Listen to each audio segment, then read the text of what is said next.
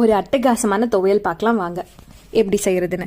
ஒரு medium size வெங்காயம், ஒரு மீடியம் சைஸ் தக்காளி, ஒரு கைப்பிடி அளவுக்கு பச்சை மிளகாய், ஒரு கைப்பிடி அளவுக்கு பூண்டு, அப்புறம் உங்களோட விரல் சைஸில் ஃபஸ்ட்டு கோடு இருக்கும் பார்த்தீங்களா, அந்தளவுக்கு இஞ்சி எடுத்துக்கோங்க. இது எல்லாத்தையும் கட் பண்ணி வச்சுக்கோங்க. அடுத்து பீர்க்கங்காய் கொஞ்சம் 2-3 நல்லா கட் பண்ணி சீவி வச்சுக்கோங்க. அதுக்கப்புறம் கடலைப்பருப்பு, தோரம்பருப்பு, இது 2த்தையும் எடுத்துக்கோங்க.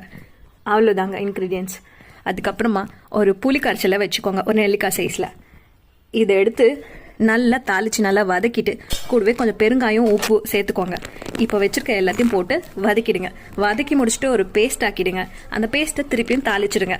எப்படி இருக்குன்னு மட்டும் பாருங்கள், ட்ரை பண்ணி பாருங்கள், மஸ்ட்.